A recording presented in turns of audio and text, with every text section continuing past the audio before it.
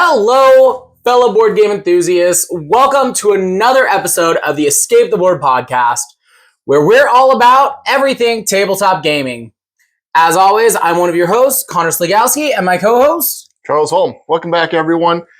So today we want to talk a little bit about the differences between some of our more classic games versus like the big box games that you'll find costing, $30, $40, $80 at the game store.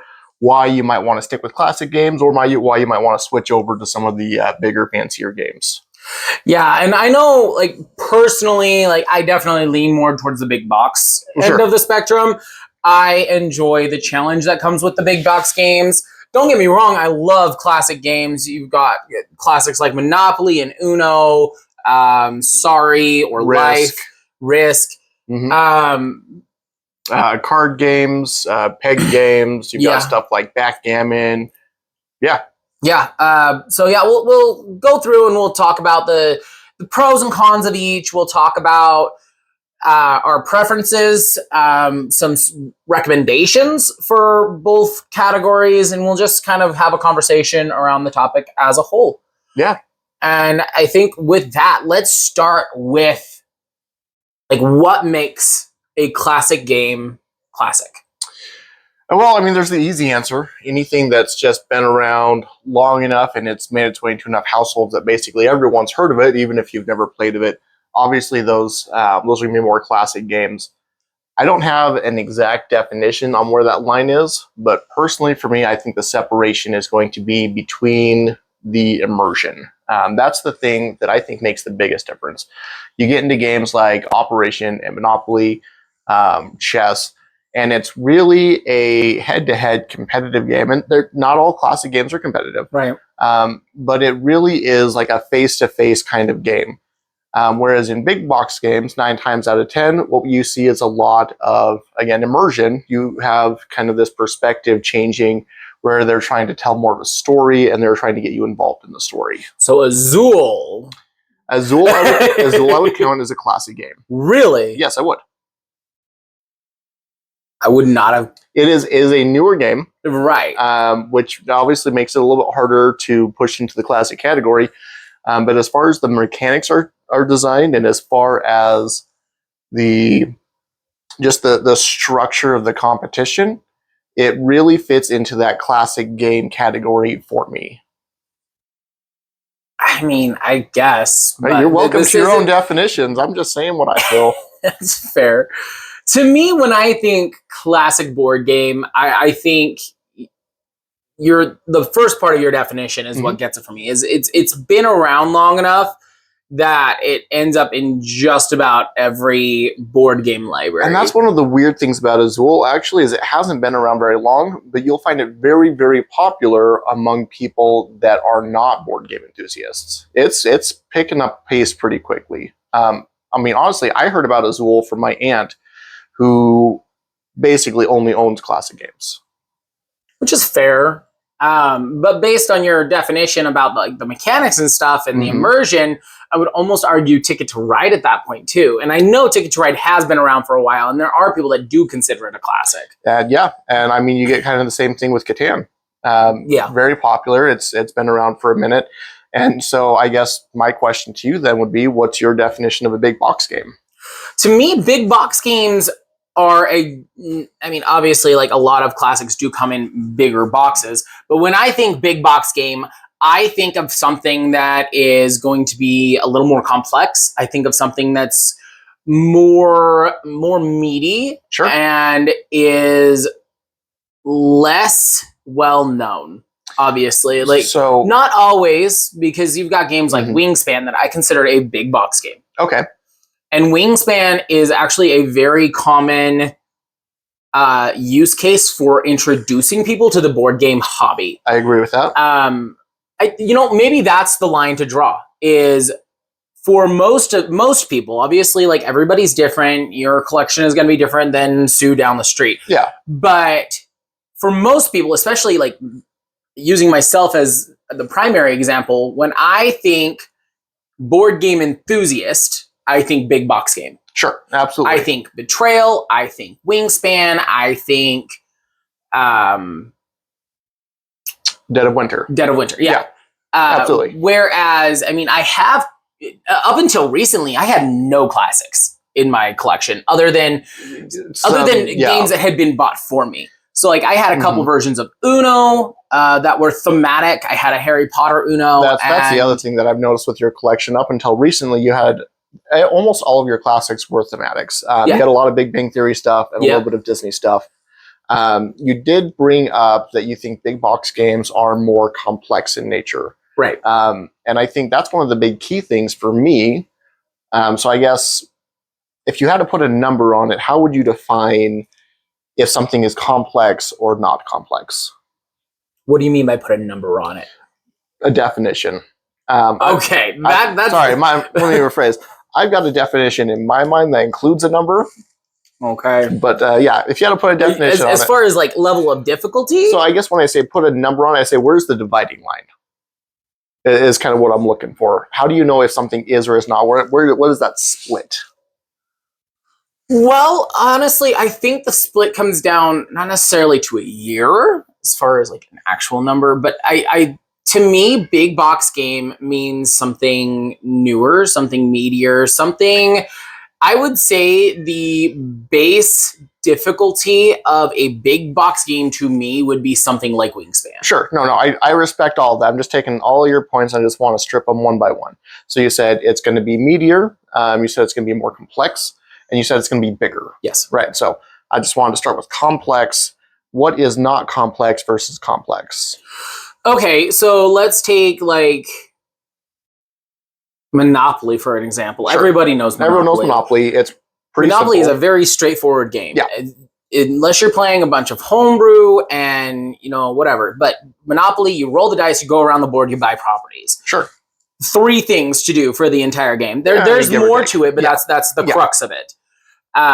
Risk, you go around the world, fight your opponents, take over the world. Sure. Fairly simple.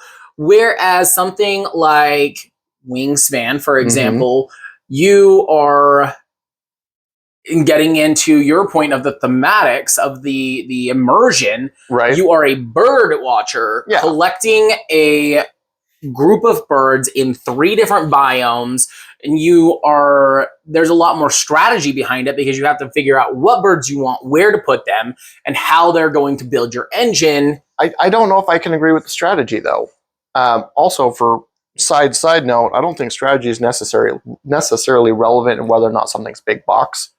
Because I mean, you look at things like chess and the amount of strategy that goes into that. That's obviously a classic game, right? But again, chess is fairly straightforward as long as you understand how each of the pieces move. Yeah, it's a straightforward game. I mean, you're looking at Risk, and you're taking on the role of a general commanding armies, and you're trying to conquer the world. Yeah. So, I mean, why is that different than now I'm a bird watcher? Well, I see where you're coming from, and to me, it comes down to the feel of it. Sure. Okay, so I mentioned that I do have a number in my definition. Right. And to me, the complexity comes down to the rule book. And it's not a catch-all. There's definitely games in both fields that don't meet with this particular assumption of your definition. Number of rules per book, Not necessarily number of rules, but how big the book is, right? You look at Monopoly and you've got a trifold. Yeah. Easy stuff. You look at Risk, depending on the edition, you could have, maybe 4 pages. Right, it's pretty succinct. It's pretty straightforward. You look at Wingspan. That's what, a 23-page book. Everdale is 26 pages. I think we decided. Even Dice Throne, that book is 16, 18 pages. That's right. True. So when I think complexity, they have a lot of definition that has to go in to explain all the nuances of how things work one way or the other. So Risk, like you said, it's very straightforward. It's very simple. I do this, this, this. It's got like 3 phases. Wingspan's got like 3 or 4 phases. Like honestly, Wingspan's got like 2 phases. But yeah. So I mean, not necessarily phases are going to define difficulty. so much as how much you have to understand about those phases in order to make them work. That's probably a fair definition. So yeah, I think with complexity, I think I can agree with that. I think with complexity, a smaller book usually isn't going to indicate that you're leaning towards a less complex game. Right. And maybe big box versus, any other type of game really is going to come down to the amount of time that it takes to actually learn it. I agree with that too. Absolutely.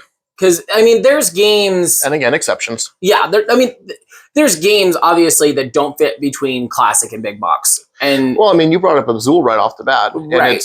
And I can definitely see the argument for big box. It's got all the feeling of a big box, but it's got all the mechanics. It's a very straightforward game. It's easy to learn. It's easy to set up. It's easy to play. It plays relatively quickly, which is a catch or miss on classic games. That's not relevant, but... See, when I it plays like a classic game, but it's new and it's big. Yeah. Well, it's got a big box. Right. When I initially said that there's games that don't fit into big box or classic, my first thought process took me to Doomlings.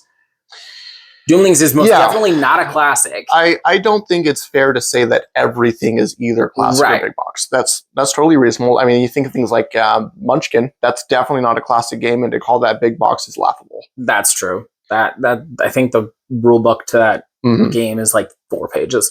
But in games like that, you see a mix between the two patterns. So classic games, like I'm kind of saying, are less complex and don't have a lot of immersion. Big box games tend to be more complex and have a lot of immersion. They're trying to tell you a story. You look at Doomlings, and there's like a plot, but you're not really feeling the plot. Yeah. You look at Munchkin, and you're like, oh, we're warriors venturing through the dungeon. That's not how it feels. Right. Right, and that's kind of why I said, like, between the two. Yeah. There's definitely games that fall outside of both categories. But we can get back into the conversation. So we've kind of defined what is a classic game and what is a big box game. Sure. It's immersion versus complexity versus the level of understanding about the game needed to get up and running. I would still claim that just because it is a newer game does not mean it cannot be classic. I feel like I want to keep that on the table, whether or not you agree with it. I think that newer games can become classics. When you think classic, you think legendary. You think exactly. You think this game is so good that it is that everybody wants to play. Yeah, and the inverse is true as well. There are a lot of older games that just aren't classics. Exactly. We've got a copy of Waterworks, and for anyone out there that loves Waterworks, my apologies. It's not a game that I personally ever played, despite the fact that we own it. It's not a game that I remember my parents ever playing, my grandparents and my aunts or uncles. Yeah, until you brought it over here, I have never heard of it before. Never seen anyone play Waterworks. I've never heard anyone talking about Waterworks even online. Right. It's just, in my mind, it's not a classic game. Yeah. But it is old. Right. And I think that's what brings up a good point. Are there any recent big box games other than maybe Azul that you would consider a classic? Well, I've already brought up Ticket to Ride. I definitely think Ticket to Ride and Catan are pushing into the classic category. I think they're probably there already, but if they're not, just like Azul, they're knocking on the door. The other one that I think has grown in popularity a lot faster than I would have expected is Dominion, which I know is a game you haven't even played yet. Right. But I think Dominion's definitely pushing into the classic category. And see, games like Catan and Dominion, from my understanding, are like pioneers into the big box genre. They kind of are. Because based on videos that I've seen on TikTok mostly, so Dominion is definitely like an old school deck builder. Like as far as deck builders are concerned, it was, I think, the first. If not very close. It's hard to label a first on anything because there's probably some niche games out there. And I was going to bring this up about your whole pioneers with the big box thing, because there's tons of big box games long before these games. But the reason I think they're not pioneers is they just weren't getting the traction to get people into the mindset of right. Yeah. And that's kind of what I mean by pioneers. Yeah. Because there were explorers before Christopher Columbus. Right. You wouldn't call Lewis and Clark pioneers. Right. Exactly. So, like, as far as like pioneers into the genre of big box games, my understanding is that Catan and Dominion are two, and even Ticket to Ride Yeah. are like early stage big box games that have quickly become classics just because there are so many more games that have come out that people do prefer over them. Mm-hmm. Just like, especially if you're into the board game hobby, if you are a board game enthusiast, you know that there are better deck builders than Dominion. Yeah. You know there are better not deduction negotiation games than Catan. Sure. So they were definitely entry level into I'd almost call creating. Catan more of a resource management. Sorry, semantics, but I get that it's got a negotiation phase in it, but it's really more resource management. It's fair. It plays more like Everdell, I think, without all the worker placement. Without all the worker placement, yeah. Right. Which is fair. But yeah, I think they've earned their place as classics. I would even consider Dominion a classic at this point because they definitely paved the road for the hobby to become what it is today. Right. And I am super grateful for that because I love board games. I love big box games. There are so many I want to get into and not enough money to do so. Well, that's the other problem is there's too many. We don't have the time That's true. to even explore half of the games that are out there. That's very true. But I mean, there's so many that I want to get into. I keep saying it, and as soon as I can afford it, it's going to be on my shelf. I am going to pick up Mansions of Madness. I guarantee it. It will be on my shelf. That will be the next game I buy. As much as I want to buy more expansions for Dice Throne, and I would love to pick up some expansions for Everdell. Yeah. I think Mansions of Madness has to be my next pickup. Just because fair and reasonable. Betrayal is played so much at our table, and we love that game so much. And I've heard nothing but good thing about Mansions of Madness being a comparison to Betrayal, but being meatier for the big box game enjoyer. Right. So that's... I'm so excited to pick up that game. Fair enough. So, I mean, you've kind of voiced your preference towards big box games, but why would somebody... let me rephrase. Would you recommend as a blanket statement that everyone starts trying out big box games? No. And I know that kind of contradicts everything that I've been saying so far, but big box games are not for everyone, and I'm fully aware of that. This hobby is not for everyone. There are a lot of people that classics are going to be enough. If you enjoy your family game nights with Monopoly, Life, Sorry, Risk, whatever, and you are not willing to put the time into sit down and learn the rules of a big box game, then stick with your classics. Even look into new classics. Like if you enjoy classic board games and you enjoy simpler games, because I know my mother does, anytime I try to introduce a newer game, she's like, why is it so complicated? Why can't we just play Monopoly? So, and that's kind of where my opinion on that comes from, is not everybody wants to take the time. There's definitely a barrier to entry with big box games. There can be, which is why games like Wingspan are used. Even some of the easier ones like Wingspan, we've tried introducing a few people to Wingspan, and some people get it and some people don't. And that's, again, this hobby's not for everyone. Wingspan is used as an entry, as a gateway into this hobby. If you don't enjoy Wingspan, you're probably not going to enjoy any big box game, because Wingspan of the big box games is one of the easier ones. I don't know if I'd necessarily agree with that, because for me, a lot of the enjoyment, and just way back to my first statement, a lot of the enjoyment for me with big box games is the immersion. And so if you are really into role-playing games, if you enjoy stuff like Dungeons and Dragons and Pathfinder and Call of Cthulhu, you probably are the type of person that are going to want to check out some of these big box games. And just because Wingspan is easier to learn, it's not the most enthralling of a story. True. Even though the gameplay is interesting, the gameplay is very unique. It's fun for us. We enjoy it.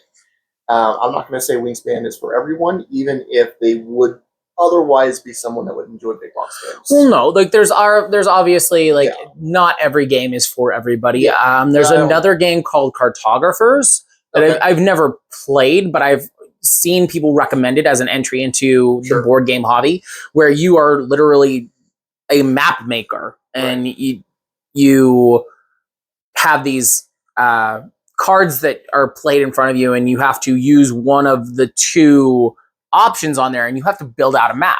And every once in a while, a monster shows up, and you pass your map to another player, and they get to add the monster onto your map. Right. And then it goes back to you, and you keep playing. Sounds like an interesting game. Would definitely be interested to try it at some point. The other thing I would recommend, though, rather than using a big box game as an entry into big box games, you could use some games that do not fit into these two categories, like we've talked about. Honestly, my introduction to big box games, wow, cannot talk today, I believe was Munchkin. That's fair. Which we've already agreed is not a big box game. No. But it got me into the idea of thinking, hey, some of these games are kind of off the wall. They've got fun themes. So for any of our viewers out there that, maybe thinking about looking into big box games, definitely I would recommend finding something that looks interesting to you theme-wise, and then checking out a couple reviews on it and seeing the difficulty level. I do definitely recommend starting with an easier complexity, like with Wingspan, or Cartographer, which I've also not played, not even heard of until today. But definitely I would recommend starting with an easier complexity game like one of those two, or like Dominion or Catan, which almost everyone's played Catan by now.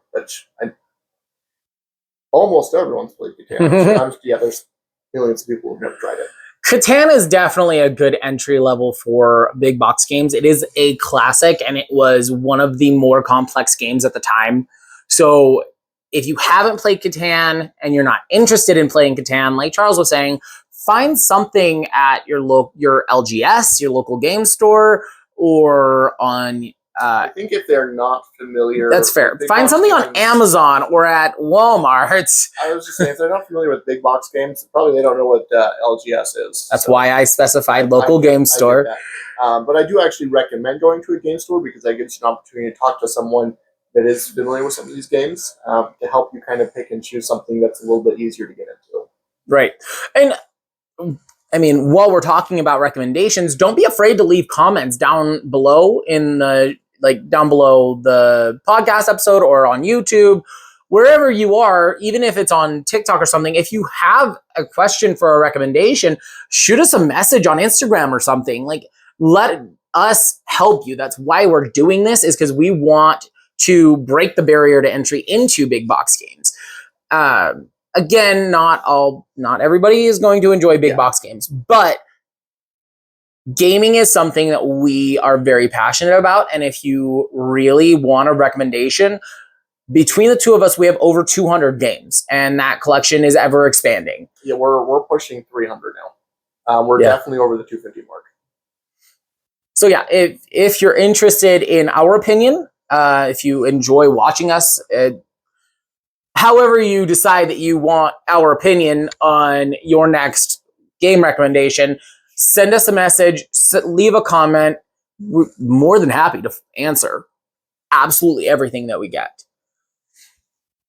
So I mean, back to kind of the question of whether or not to play classic or big box. I think that comes down to your preference. Obviously, like for everybody, like everything comes down to a preference. But how do you know without trying? Which, sure, there is no way. how do you guess whether or not it's worth it to spend the $60 on a big box game? I guess tips and tricks for viewers at home to decide whether or not it's worth it to look into the hobby. One really good tip about learning new games is a lot of game stores. I know not everybody has a game store in their local town, especially smaller towns. But if you are within even a decent drive distance from a game store, a lot of game stores have games that are free to play. That's true. So if you can make your way to your LGS, to your local game store, then you can, like I said, a lot of them, not all of them, but a lot of them are going to have anywhere from a small library to a massive collection of games for you to sit down and try to learn. And a lot of the times, those are big box games that are available because they are pandering to their normal demographic of people that are into this hobby. So if you go in, you can ask whoever's working if they have any recommendations for games that are on their shelf for you to try. Let them know that you're brand new, that you've never really played any big box games, or that you're still very new to the hobby. Or even if you've been playing for years and you want something brand new to try out, let the people that are working there do their job and ask for recommendations and go try these games at your LGS. Yeah, definitely. And one thing you're going to want to be careful of when you're doing this, bring a couple of friends. Most big box games are not designed to be played solo player. No, most of these games are. So depending on the game, you can have anything from a 2 to 4 player game. You can have a 2 to 5 player game. There are games that are recommended for 5 to 8 players. We've got a couple of games in our collection that are recommended for up to 18 players. Yeah.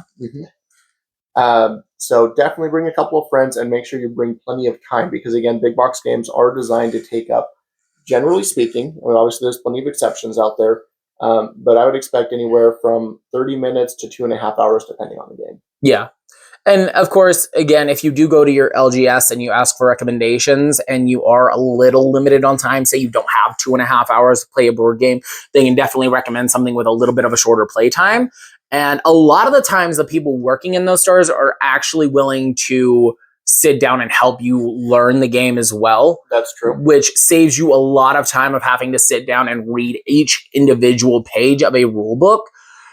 And honestly, like when we were working on starting our board game cafe, that was our intention, was to have a place for people to come sit down, find these games that, again, we're pushing 300, and they could just find a game, sit down, ask for recommendations, get simple instruction to say, hey, this is how you set up.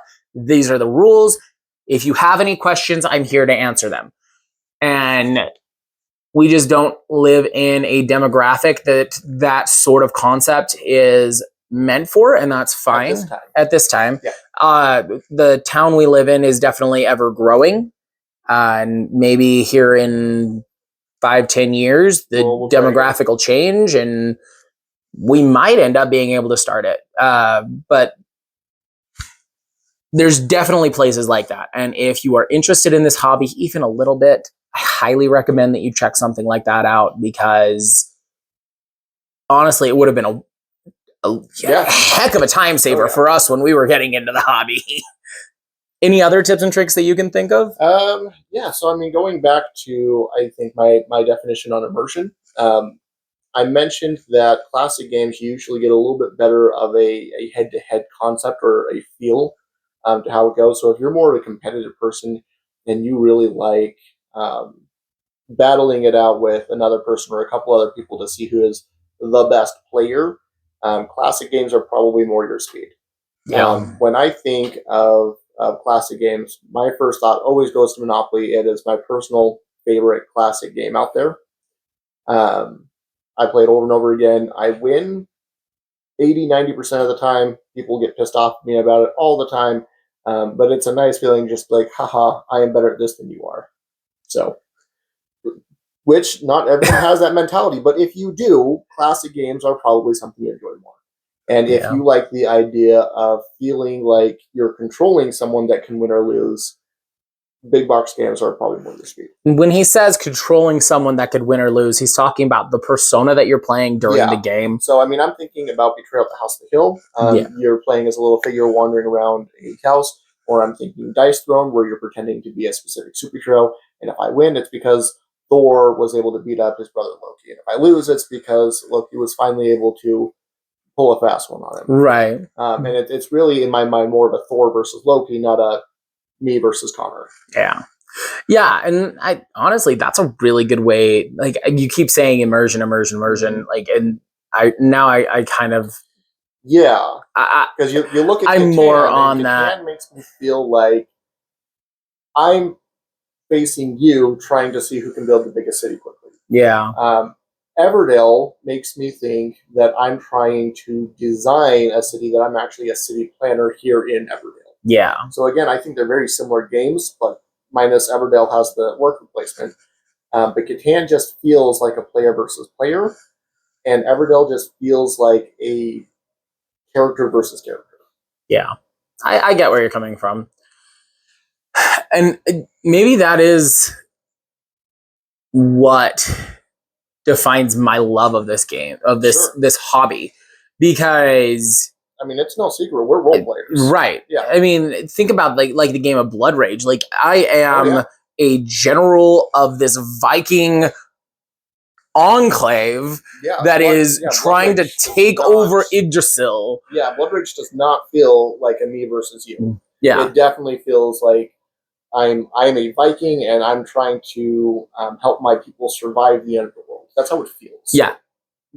And meanwhile, there are other tribes working actively against me, but I am helping my tribe do what they need to do. And that's a big thing with big box games is there is more of an end goal. There is more of the victory isn't winning, it is something else. Like Betrayal, it is surviving the night. That's the goal. Right. Or I mean, the same thing as Dead of Winter, it's surviving the year. That is the goal. Yeah. But I mean, even themed games where they try to add a little bit of immersion, they just ultimately miss. They don't have the same feeling of big box games. I'm thinking like Halo Risk. You know, sure, it's like a little Risk battle. It's like a little Halo battle, and I've got the Marines versus the Covenant. The Flood comes swarming in, but it just feels like Risk. It's Risk with new maps and a couple of new rules. Right. I mean, that's no different than my copy of Big Bang Theory Clue. Yeah, like absolutely. It's a different theming to it. Like it's who sat in Sheldon's spots. Right. But in the end, you don't feel like you're Leonard. You feel like you're Connor trying to figure out if Leonard did it. Exactly. Yeah. Like in the end, it's still Clue. Yeah. Whereas a game like Mysterium has a similar feel to the way Clue plays, but I am this psychic trying to communicate with this ghost.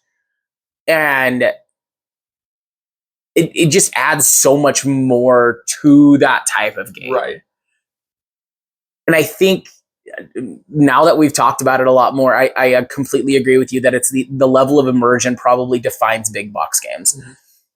And that's another thing that you'll see with a lot of big box games. Definitely not all of them. I'm not even going to say most of them because I've not tried most big box games. Right. I've seen plenty with and plenty without. But what I see a lot of times with big box games is they will have a little excerpt at the beginning, something to kind of get you in the mood for the game. Yeah, there's it. And you almost never see that with classic games. That's very true.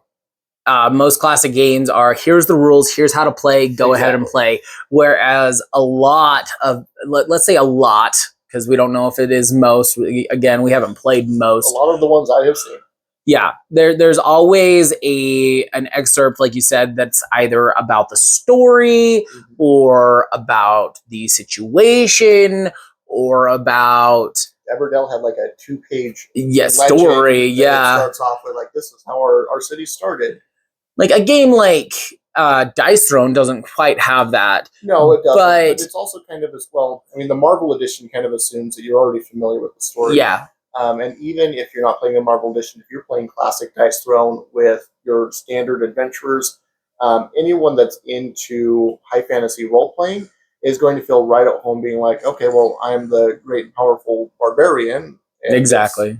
Kind of to crush heads. But I mean, we've already mentioned it once before. Blood Rage has that same thing. Like at the beginning, it sets up this grand adventure of taking over Yggdrasil. Here Ragnarok is coming, and you need to survive. And and reading that before play, especially our first playthrough, just gave this air of like, Yeah. I am a mighty barbarian Viking warrior, and these are my people. So we just did a video on Kingdom Hearts Perilous Pursuit. Yeah. I don't think they had an excerpt at the beginning, but I would still think that I would classify it as a big box game. Yeah. To me, yeah, it would fall into that because especially games like that where, I mean, again, Perilous Pursuit, we still need to look into whether that's actually a It's been a couple weeks now. We keep neglecting that. yeah. Totally fine. But like, as far as the immersion that comes into this game, and I think that's why I would define it as a big box game, is if you are familiar with Kingdom Hearts, it feels like Kingdom Hearts. Yeah. It feels like we played and we did that video, we did the Let's Play video, and I felt like I was playing as Riku. I felt like Donald was playing beside me. And I was controlling these characters just like I do in the video game. Yeah. Granted, I mean, it was a dice roller, but I mean, Kingdom Hearts has a freaking real-time card playing game. Right. So, I mean, what's the difference? And, I think that actually brings up an interesting point about immersion. If you are trying to decide whether or not something's immersive or not without playing it, there may be a couple of telltale signs, but there's no catch-all. So, for example, we're talking about Blood Rage and how you take over the persona of this nameless Viking that's trying to help their tribe succeed, right? Versus Kingdom Hearts, where you're taking over the persona of a specific individual that you're familiar with. And whether or not you feel immersed in it isn't so relevant as to that ambiguity. Which is a thought that I had a couple of minutes ago while we were talking about it, but it's not because, like, again, the Big Bang Theory clue, right? You're taking over the persona of Leonard or Penny or whoever in theory, right? In theory, but it doesn't feel like you are. Yeah. But in Kingdom Hearts, it feels like you're playing as a character. Yeah, and that's, I don't know. I had a ton of fun playing that game, and honestly, if it had been anything like Big Bang Theory Clue, or I have a couple of Big Bang Theory trivia games. I have a lot of Big Bang Theory. Yeah. I'm very much a fan of that game. Ask me about it in the comments if you so choose. Fan of that show? Very much a fan. Yeah, what did I say? Game. Oh, yeah. There's a few games. Very much a fan of that show. Ask me about it in the comments if you so choose. But the immersion within those games is negligible. Yeah. Whereas a game like the Kingdom Hearts Perilous Pursuit, it felt very immersive. Yeah. Much like Dice Throne or Dead of Winter. I love Dead of Winter because it feels like a zombie apocalypse. It does. And again, Dead of Winter gives you very specific persona that you're taking over. Yeah. In fact, not only does it give you a persona, it gives you several personas as you play throughout the game and you collect new survivors and whatnot. And like each character there on the card on the character card gives you just a little description of who this person is, a little quote from them, so you kind of understand their personality. Oh, you read those? Sometimes. Oh no, I read the stats. I'm like, it's big strong man, time to do a strong thing. Just for the immersion, like it's funny because especially like Sparky, the dog, like you read his, it's hilarious. I love that game. And so, I mean, we've kind of switched off topic from classic versus big box games and started focusing on big box game. So let's kind of rear back just a little bit, probably not spend too much more time on this topic. Yeah. But we did tips and tricks. We did what makes a classic versus a big box game. Mm-hmm. So let's go to recommendations of classics and big box games. Sure. Like do your top 3 maybe on each, or even your top 1. Because we still wanted to do pros and cons of both as well, right? I think we've covered a little bit of the pros and cons. And I think it if we want to just break down the pros and cons real fast before we do a top tier list, I think for me what it comes down to is what is it that you are interested in? What is it you're trying to get out of a gaming session? Yeah. So for example, like we keep saying over and over again, we're big role players. We like the immersion. I asked my brother once why he plays games, right? And I mean, if you'd asked me that question, my answer would have been to have a good time, to have fun, to enjoy it, right? Right. His answer, I kid you not, to win. Oh Lord, that sounds you? about right. That sounds about right. That sounds about right. His answer was to win, and it kind of took me by surprise because I didn't really expect anyone to ever say that. But I got thinking about it, and absolutely, that's kind of the classic mentality. Yeah. If you were into gaming because you just want to see someone else suffer, not really. If you want to act, if you want to feel like you are better than everybody else, if you want to gauge whether or not you're better than everyone else, definitely the classic games. Which is a pro for some people and a con for some people. Yeah. And if you love the immersion, that's a pro and a con. And if you're willing to sit down and read a big rule book and understand niche rules, that's going to be a con for, I think, most people. But there's going to be a few people out there that really enjoy that. Right. And don't let, just a little bit of a tangent here, don't let the size of the rule books of big box games deter you too much, because a lot of the time, it's a lot of the core of the rules is actually really simple. Like we said in Everdell, that is a 26-page book, but 2 of the pages are literally just story. And then another 4 pages we're talking about the solo play, and then there's so in my experience, generally with big box games, the rules that you need to understand to play the game, it's going to be anywhere from half to 3/4 of the rule book. Whereas with a classic game, you're going to need to read basically the entire thing, except like there's going to be a paragraph on how to do co-op mode or solo play or whatever. Right. And that being said, if reading is not your strong suit, if sitting down and reading rules to learn how to play a game is what is holding you back from attempting to play these big box games, YouTube is a beautiful little tool. There are lots of videos on there that are step-by-step playthrough on or walkthrough on how to set up, how to understand the rules, and how to get playing. And so if you're more of a visual learner, or if you just don't want to read the book, whatever your reasoning is, YouTube can be a huge benefit and break that barrier to entry if reading the book is your barrier. And now one thing I've noticed with YouTube descriptions on how to play board games, a lot of times they will get more into depth with, again, the how-to, not necessarily the strict rules. So if you're looking for a quicker option and you just don't enjoy reading, but you don't mind just sitting through the rules, there are plenty of web page plugins that you can use that will read off the web page for you. And I can guarantee almost every big box game out there has a PDF online of the rules. Yeah, that's another option. That you can just have your phone or your computer or whatever just read off for you. Yeah. A couple more hints and tips for you. Let's move on to, the end of the video. Ranking board games. So here's my top classics, top big box. Big box and classics, each of them have several different mini categories inside them. Right. And as much as I would love to recommend like one of each, or separate the categories out a little bit so that our viewers can be like, oh yes, I'm not into Risk, but I would love to play Backgammon. I'm not the person that's going to be recommending Backgammon. It's an all right game. If you love it, sure, enjoy it. But if I've got to pick my top 3 on classic games, definitely it's going to be Monopoly. Yeah, I saw that one coming. Risk. Okay. And Spades. Really? Yeah. Mostly because it's just a game that we play in my family. Have been since I was a little kid. Every time that we go to family reunions, everyone pulls out a couple decks of cards. We get a couple of sessions going. Fair enough. Just a family classic for me. Okay. As far as my classic recommendations, definitely, if you haven't played Uno at this point, do you live under a rock?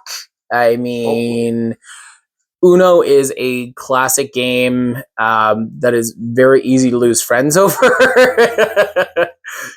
I don't know. These are in no particular order because I don't know if I could rank them, but Uno is definitely top 3. The Game of Life is definitely you know, kind of for your spades reason, it's something that always got brought up at family game night. And then Rummy Cube. Yeah. Rummy Cube for that exact same reason, but not just family game night. I have memories of like the night before Thanksgiving, going down to my grandmother's house, and family from out of town had come in, and the night before Thanksgiving was always games in the kitchen with my aunt, my great aunt, and my grandma, my mom, all of my aunts. It was a great time that hasn't really been accessible for the last few years, but very good memories. And Rummy Cube is a very, very dear to my heart classic. I kind of had to bite my lip a little bit when we were limiting it to 3, because if I had to pick 4 or 5, it would be Rummy and then Rummy Cube. Because Rummy Cube, and Spades, those are the 3 games that we'd always pull out. Rummy and Gin Rummy got pulled out quite a bit too. We didn't do a lot of Gin Rummy. But definitely Rummy Cube. Yeah. I love that game. Okay, big box games. Top 3. Oh, that's a big ass. It changes, doesn't it? It does. So we talk about it enough. I think for both of us, Betrayal has got to be in top 3. It's definitely on my list. Yeah. Betrayal is played enough. It's unique enough, and it's such a good game. Absolutely.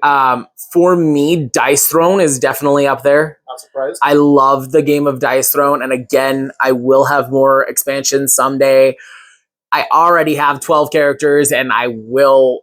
You can hold me to my word. It may not be for another 10 years, but I will own every character that exists for that game.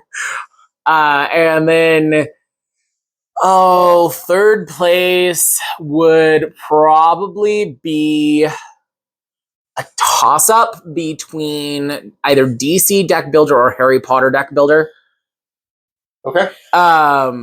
Just because I enjoy the deck builder aspect, I would probably edge out Harry Potter over DC just because of the theming. Sure. Because I am a huge Harry Potter nerd. But definitely deck building is my number one favorite mechanic, and I can't not put a deck builder on the list. It's such an interesting thing, and it's got so much variability every time you go back. Yeah. Well, it's fair enough. My top 3, if I had to pick, I would say probably Betrayal. Mm-hmm. Yep, definitely up there. I think Dice Throne. Okay. And I think the DC deck builder. If I didn't know better, I would say that probably you and I don't play a lot of big box games if it's not with each other. Yeah. I know I don't.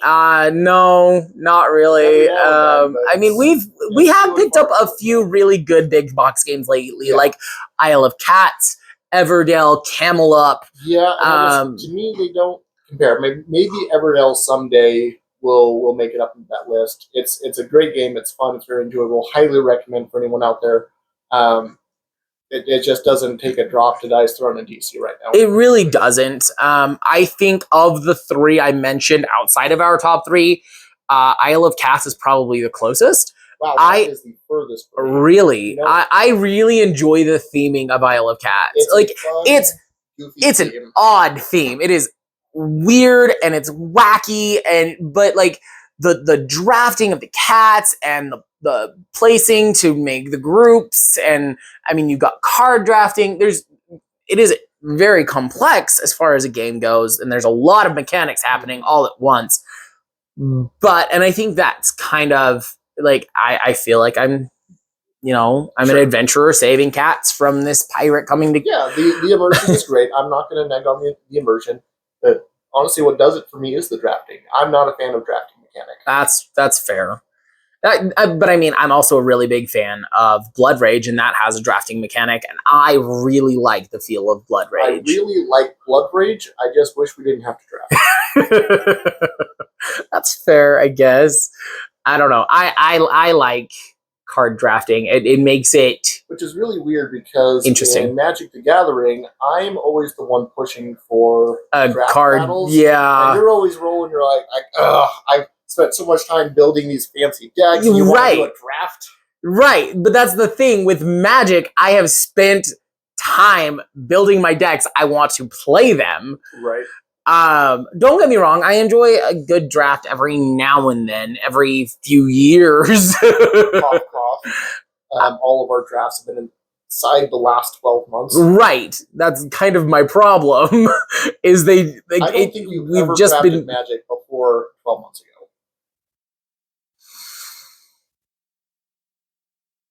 No, you're probably right. Yeah.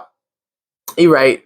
I've never been one to really get into the draft style of Magic. I enjoy building my decks and seeing what they can do. And when it comes to drafting in Magic, you never know. I mean, obviously, like when you're drafting in general, you never know what you're going to get. But I just feel like drafting is less. I mean, we talk about immersion. To me, drafting is less immersive. Magic is less immersive for me. I have a really hard time getting into character with Magic. It's not super immersive, but as far as these wild decks, honestly, that's one of the reasons. So when it comes to Magic, for anyone out there, Connor loves building decks. I love getting a new deck and playing it the way it is, or just taking one of his built decks and playing it. It is a lot easier for me to get into the immersion if I just take something that's already themed and go with it. I cannot tell you how many times he's beat me with one of my own decks. Yeah, well, I mean, that kind of checks out. Most of the time, I give you decks that are ridiculously powerful, though. If you are building decks, then the decks that are being built are on your deck building skill level. Yeah. They should be relatively balanced. That's and I'm true. just a better player than you. No. No? Last time you just targeted me. That's because I'm a good player. Yeah. I'm just saying, I introduced you to Magic, and if you want to check the win-loss record all the way back in high school, up until now, I think I've got a few legs up on you. I don't count high school. It's fair not to count high school, but even after high school, it's at very worst, it's relatively balanced. I think that's probably fair. I think I beat you more often than not. That's probably true. Yeah. And now we're off topic. Yeah, anyway, so classic games like Magic. Hopefully you had as much fun digging into the world of classic games versus big box with us as we did. This was actually a really fun topic. Oh yeah, I'm glad we sat down and had this conversation. If you have any recommendations for classics or big box games for maybe other viewers, leave them down in the comments. Leave a comment. Make sure to like and subscribe, because any interaction we can get, as small as we are, is super helpful. Until next time, make sure you're escaping all the boredom, and we'll see you soon.